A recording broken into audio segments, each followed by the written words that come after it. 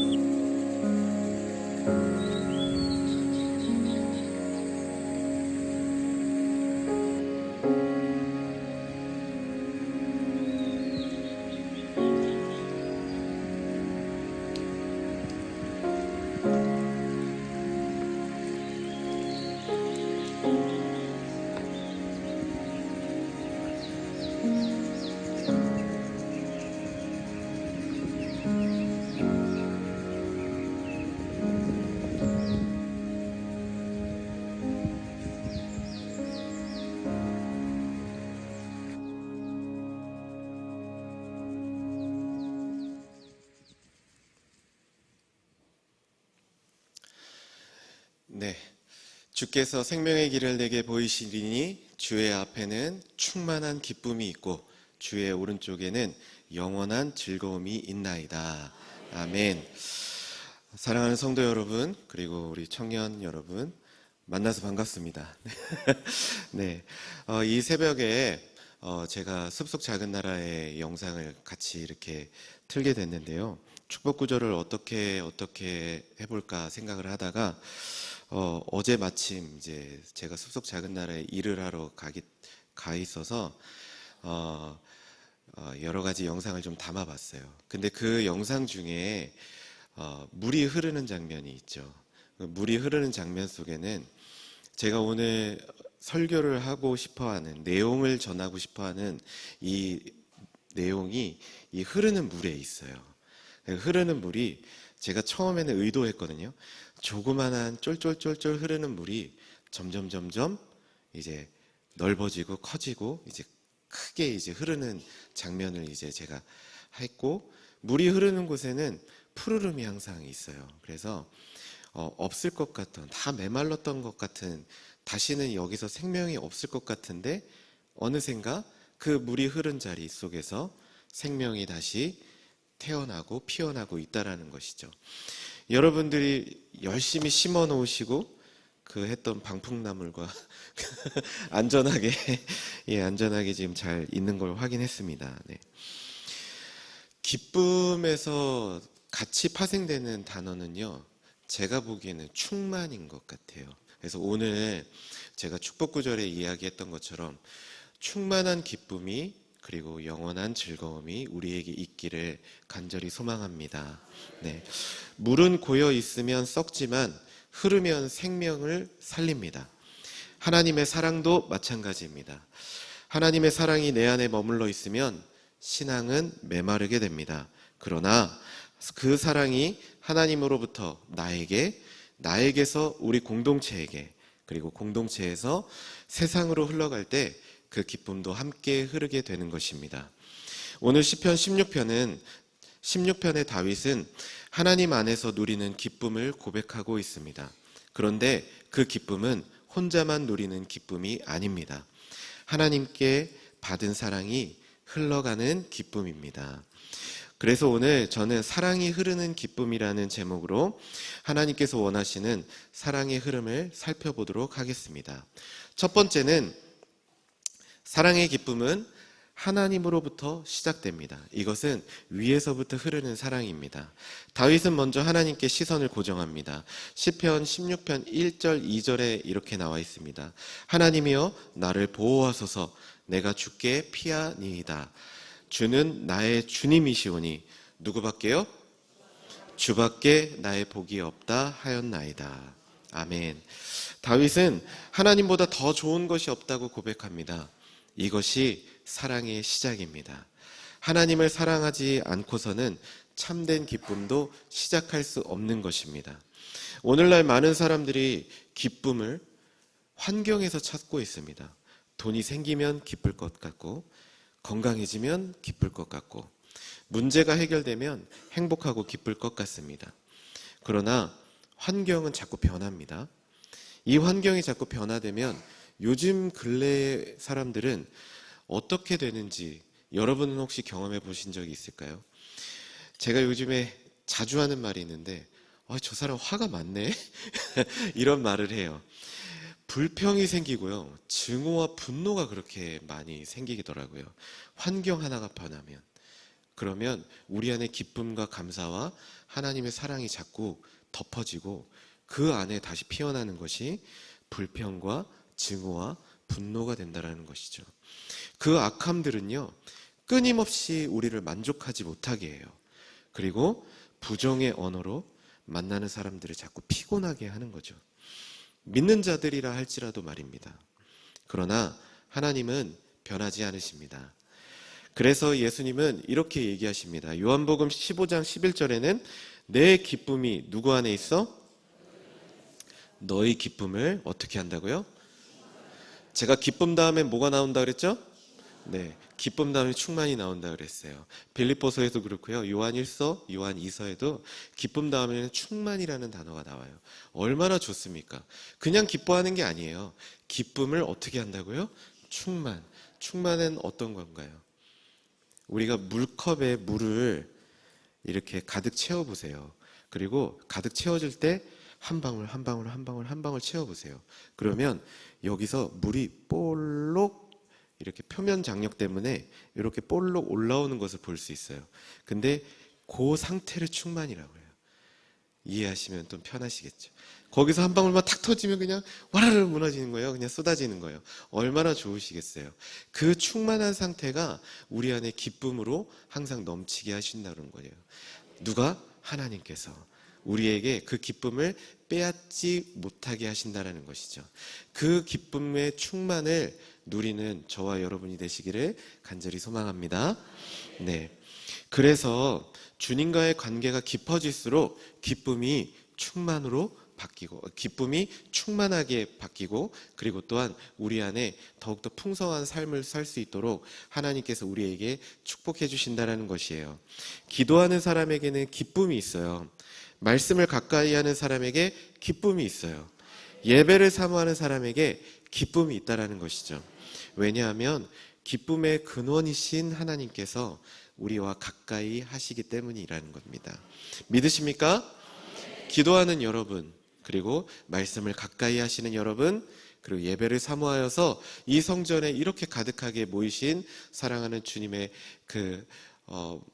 복된 사람들, 성도님들, 주님의 기쁨의 충만함이 임하시기를 축원합니다. 그렇다면 오늘 우리는 이 시간에 첫 번째 질문을 좀 스스로 해봤으면 좋겠어요.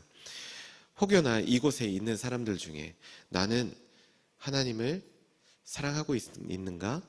나에게는 하나님의 기쁨이 지금 있는가라는 것이죠.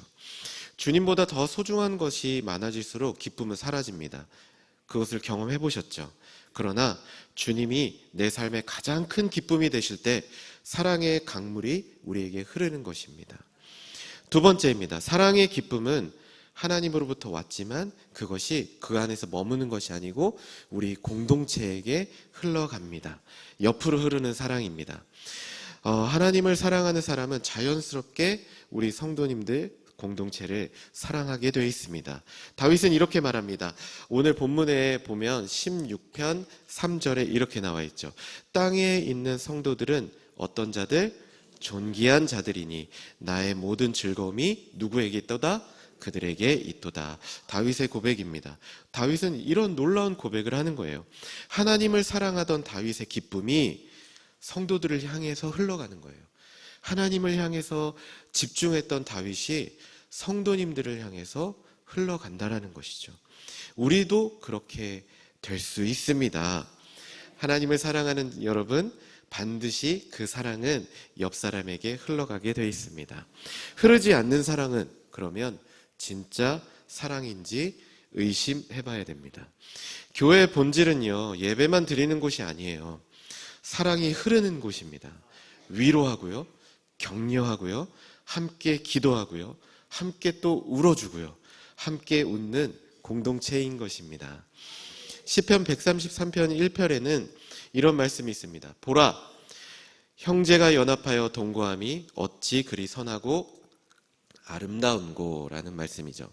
공동체가 사랑이 넘치면 교회가 사랑이 넘치고요, 교회가 사랑이 넘칠 때 세상, 곧 우리의 이웃들은 하나님을 보게 되는 것입니다. 또한 예수님의 말씀에서 요한복음 13장 35절에 너희가 서로 사랑하면 이로써 모든 사람이 너희가 누구요? 내 제자인 줄을 알리라 라는 말씀이죠. 전도는 사실 교회 안의 사랑에서 시작되는 것입니다. 성도끼리 사랑하지 못하면서 세상을 사랑할 수는 없습니다. 그래서 하나님은 먼저 우리 가정과 교회 안에 사랑이 흐르게 하십니다. 그렇다면 우리는 오늘 두 번째 질문을 스스로에게 해봅니다. 내가 받은 하나님의 사랑이 우리 가족에게 흐르고 있는가? 내가 받은 은혜가 우리 공동체에게 흘러가고 있는가? 사랑이 흐르는 곳에 기쁨도 함께 흐르는 것처럼 말입니다. 세 번째입니다. 사랑의 기쁨은 잃어버린 영혼에게 흘러갑니다. 공동체에게 흘러가고요, 이제 잃어버린 영혼에게 흘러갑니다. 하나님께 받은 사랑은 교회 안에서 멈추지 않습니다. 세상으로 흘러가야 합니다. 하나님의 사랑의 최종 목적지는 잃어버린 영혼입니다. 예수님은 잃어버린 양의 비유를 이렇게 말씀하십니다. 내가 너희에게 이르노니 이와 같이 죄인 한 사람이 회개하면 하늘에서 회개할 것 없는 의인 99으로 말미암아 기뻐하는 것보다 더하리라 라는 말씀이죠. 우리가 아까 기도하기 전에 이 말씀을 선포하고 기도했죠. 하나님께서는 반드시 잃어버린 한 영혼을 찾기 위해서 지금도 찾아다니시고 지금도 여러분에게 문을 두드리고 계시고 여러분의 입술을 통하여 여러분의 삶을 통하여 하나님의 증거하심을 나타내기를 간절히 원하고 계신다라는 것입니다. 그렇다면 전도는 무엇입니까? 전도의 완성은 사랑입니다. 사랑은 전도에서 진짜 완성이 된다라는 것이죠. 우리가 사랑하지 않으면 그들에게 전할 이유가 없습니다. 그들의 영혼을 사랑하기 때문에 전도하고 전하는 것입니다. 우리가 가족을 사랑한다면 복음을 전해야 합니다. 친구를 사랑한다면 복음을 전해야 합니다. 이웃을 사랑한다면 복음을 전해야 합니다. 예수님 없이 살아가는 영혼들에게 가장 필요한 것은 어떤 다른 환경이 아닌 하나님의 복음, 하나님, 예수님 자체이신 것입니다. 제가 올해부터 교구 사역을 시작하면서 많은 성도님들의 이야기를 접합니다. 많은 간증을 또 접하기도 하고, 그리고 또 여러 가지 문제들을 놓고 같이 함께 울며 기도할 때가 종종 있습니다. 어떤 집사님 한 분이 아니기를 바랬지만 암이 걸리셨어요. 암이 걸리셔서 이제 치료를 해야 되는데 갑자기 이 집사님이 이런 고백을 하는 겁니다. 저는 이 병을 주님께 올려드립니다 라는 고백을 하는 거예요. 근데 제가 이제 그 집사님에 대해서 잘 모르니 그 집사님의 기록들을 이렇게 보면서 어떤 것을 위해서 기도를 해줄 수 있을까라는 그 생각으로, 기도하는 마음으로 그 여지까지 데이터로 기록되어 있는 이야기들을 다 읽어보니 그 집사님의 기도 제목은 항상 동일하게 가족의 구원이었어요. 그래서 가족이 예수님 믿고 천국 가기를, 같이 천국 가기를. 그래서 이 집사님이 자신의 질병을 하나님 앞에 올려드리고 본인이 기도하는 건 내 이 질병을 통해서 내 가족들이 주님께로 돌아오는 그런 기도 제목으로 기도를 하고 계셨어요. 수술이 잘 됐고요. 그 남편이, 그 아들이 교회를 다니기 시작했어요. 그래서 다시 신앙을 회복하기 시작했고, 그 집사님을 매주 한 주 한 주마다 볼 때 그 집사님의 얼굴이 예전에는 약간 조금 좀 어둡게 보였다면 지금 제가 볼 때는 너무나도 환하게, 너무나도 기쁘게, 너무나도 사랑이 넘치는 모습으로 한 주 한 주를 보내고 계십니다. 여러분, 사랑하면 전도하게 돼 있고요. 그 사랑이 결국 기쁨으로 흐르게 돼 있는 것입니다. 한 사람이 그 가족을 위해서 기도하는 평생의 기도 제목일 텐데 자신의 힘듦을 통하여서 하나님께서 그 영혼을 다시 한번 주님께로 돌아오게 하는 그 일의 고백이 하나님께서는 얼마나 그 모습을 기쁘시게 보시고 긍휼히 여기시고 하나님께서 응답하시지 않으시겠습니까? 우리의 삶도, 여러분의 그 전도의 대상자들도, 우리 작년들은 새생명 축제가 끝났다고 하지만 나 지난주에 끝났으니까 이제 끝났네? 이렇게 생각하면 안 된다는 것이죠. 여러분의 품었던 태신자들, 그리고 또한 우리의 이웃들, 우리의 친구들, 우리의 가족들, 우리의 친척들, 믿지 않는다면 우리의 이 기간, 축제의 기간이 끝났다고 하더라도 우리는 계속 노력해야 됩니다. 왜냐하면 하나님이 여러분을 사랑하시고 그 사랑을 받은 여러분들은 나만 가져야지 이렇게 하면 안 된다는 것이죠. 반드시 그 사랑이 흘러가야 된다는 것입니다. 믿으십니까? 네. 그렇다면 전도는 결국에 궁극적으로 우리 간사님께서도 아까 고백했지만 얼마나 기뻐합니까? 얼마나 즐겁습니까? 얼마나 행복합니까? 얼마나 그것을 통하여서 하나님이 살아계시고 하나님이 나를 사랑하시고 그 영혼도 사랑하시는 것을 경험했습니까? 전도는 왜 기쁩니까? 많은 성도들이 전도들을 부담으로 생각합니다. 그러나 성경은 전도를 기쁨으로 말하고 있습니다. 사도 바울은 자신이 전도한 사람들을 바라보면서 데살로니가전서 2장 20절에 이렇게 말씀합니다. 너희는 우리의 영광이요 어떻다고요? 기쁨이다 라고 얘기합니다. 전도는 사명이기도 하지만 사랑의 열매이기도 합니다. 그렇다면 우리는 세 번째 질문을 스스로에게 해봅시다. 내가 품고 기도하는 영혼은 누구인지. 부모입니까? 자녀입니까? 배우자입니까? 친구입니까? 오늘 그 이름을 다시 한번 마음에 품으십시오. 그리고 오늘 같이 기도합시다. 그리고 사랑이 반드시 그 영혼에게 흘러가기를 우리는 소망합시다. 네 번째입니다. 사랑의 기쁨은 하나님 나라까지 이어갑니다. 하나님으로부터 나에게 왔어요. 내가 이제 그것을 가지고 공동체에 흘려요. 그 공동체에 흐르는 것을 이제 다시 하나님 나라까지 이뤄갈 수 있도록 우리는 같이 노력해야 된다는 것입니다. 시편 16편은 결국 영원한 소망으로 마무리되고 있습니다. 10절에서 11절에는 내 영혼의 스올에서 버리지 아니하시고 오른쪽에는 영원한 즐거움이 있다라고 고백할 정도로 다윗은 죽음 너머를 바라보면서 고백하고 있는 것입니다. 예수 그리스도 안에서 우리는 영원한 생명을 얻었습니다. 사랑의 기쁨은 이 땅에서 끝나지 않습니다. 천국까지 이어간다는 것입니다. 우리 인생의 마지막 날의 기쁨은 어떤 것이 있습니까? 우리가 전도했던 영혼들이 천국에서 만나게 되는 것입니다. 함께 예배했던 성도들을 다시 만나는 것입니다.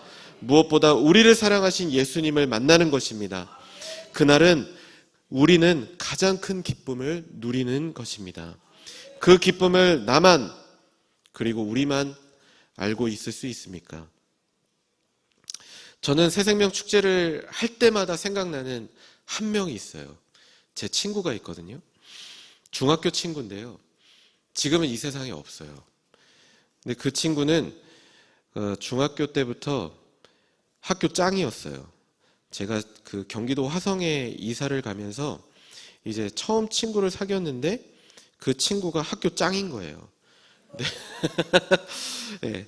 근데 그 친구는 참 그 비행 청소년이라고 하죠. 어른들이 하지 말라는 짓은 다 했어요.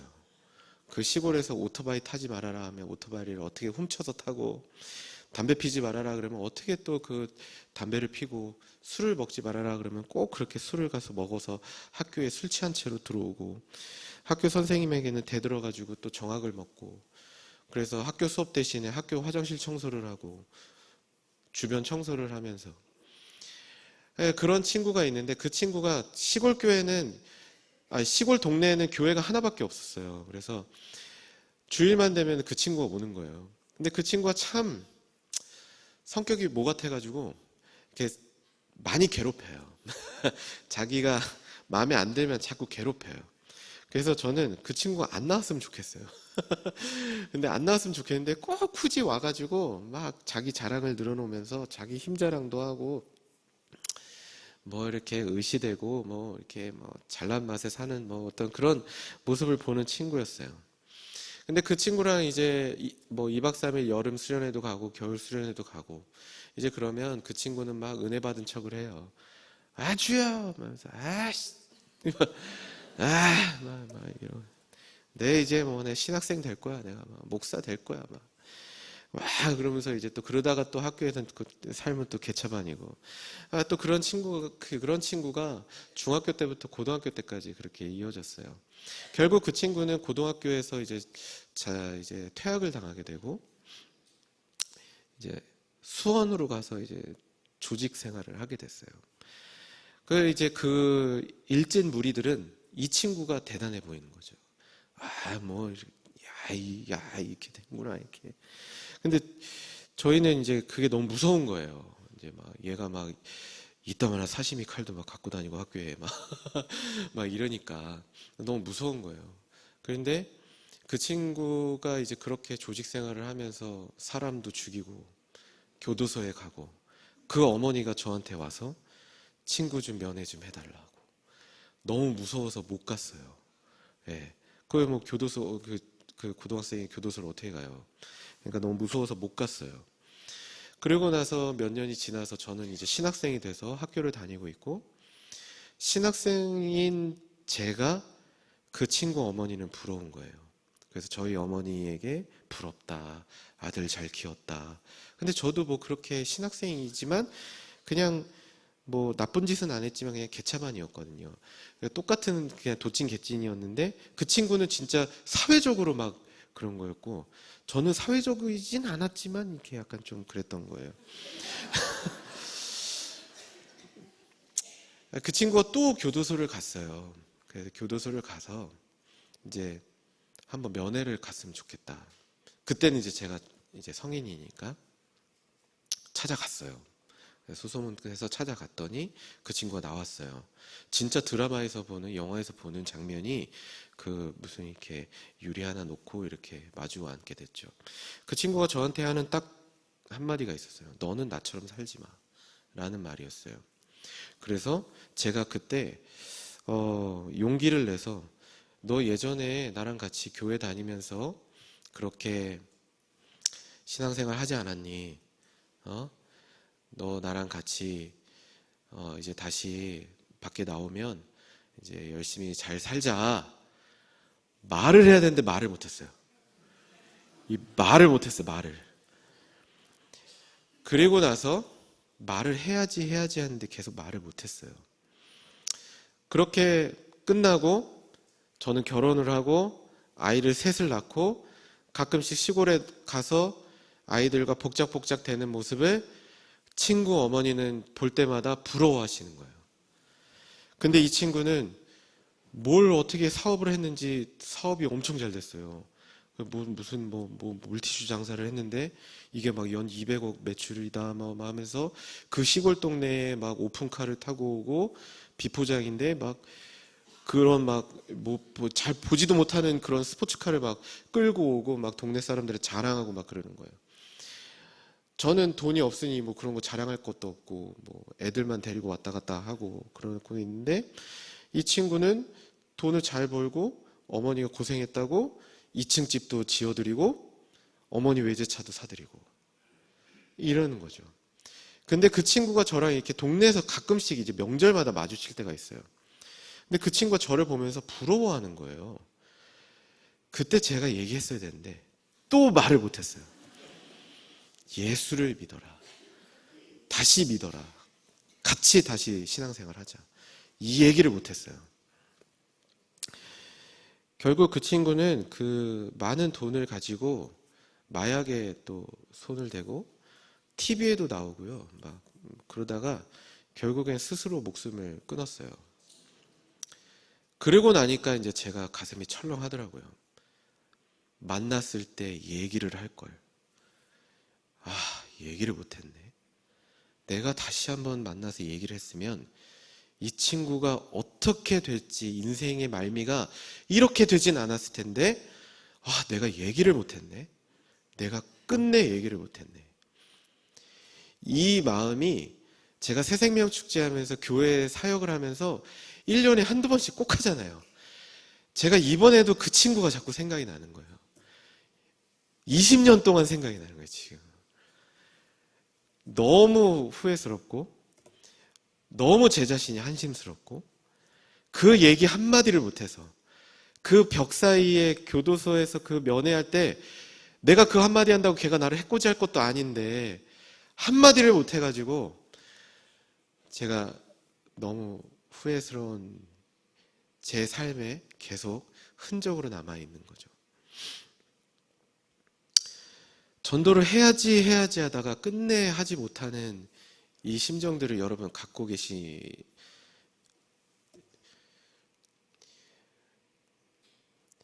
우리는 앞으로는 이러지 맙시다. 네. 저는 그래서 그 다음부터는 그 친구를 생각해서라도 내가 만나는 사람이 믿지 않는다면 예수 믿으세요라고 얘기해요. 그리고 예수 믿고 우리 같이 천국 갑시다. 여러분 제자훈련 하신 분들 있잖아요. 그리고 전도폭발 하신 분들 있잖아요. 많은 지식적으로 외우고 뭐하고 했던 것들이 있잖아요. 근데 정작 우리가 말해야 될 때 말하지 못하면 그게 다 그냥 그런 거더라고요.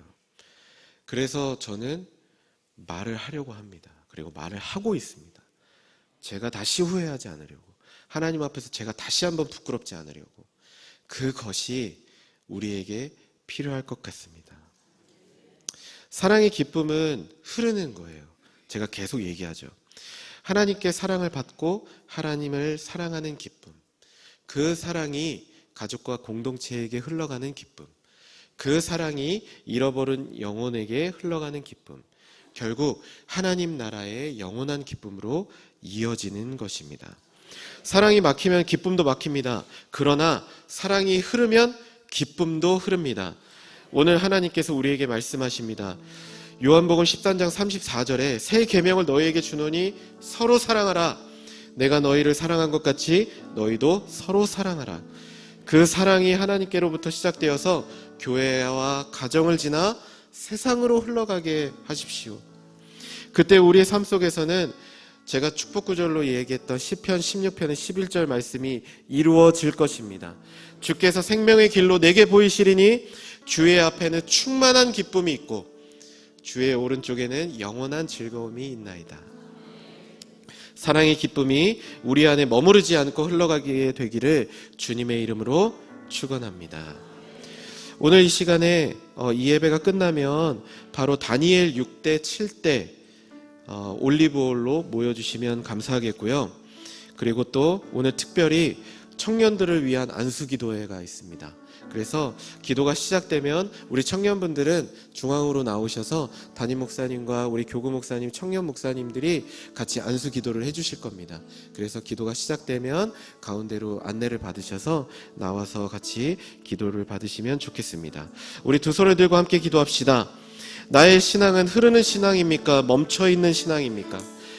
마음 한켠에 전도 대상자가 떠오르지만 아직도 마음 한켠에만 두고 계시는 건 아니십니까?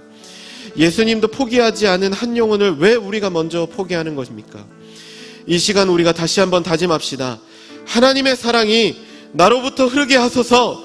하나님의 기쁨이 나로부터 전달되게 하소서. 그래서 내가 품고 있는 영혼이 주님께 돌아올 때 그 기쁨을 우리가 알게 하여 주시옵소서. 시냇가에 심은 나무가 철을 따라 열매를 맺으며 그 잎사귀가 마르지 않은 것처럼 우리만 주님 곁에 있는 것이 아니라 우리의 전도 대상자들에게도 주님의 곁에 있을 수 있기를 바라며 용기를 내어 복음을 전하고 교회에 초청하는 담대함을 주시옵소서. 그리하여 천하보다 귀한 한 영혼을 사랑하시며 생명의 길로 인도하시는 주님의 역사심을 우리가 바라보고 감사와 기쁨이 넘쳐날 수 있기를 선포하며 주님의 이름을 부르며 함께 기도의 자리로 나아가겠습니다. 주여, 주여, 주여.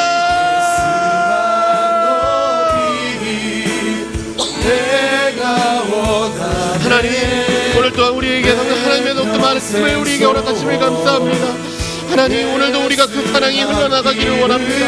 하나님, 그 사랑이 오늘도 우리가 더욱더 기쁨이 되어 우리가 더욱더 그 기쁨을 맛보는 자들이 되기를 원합니다.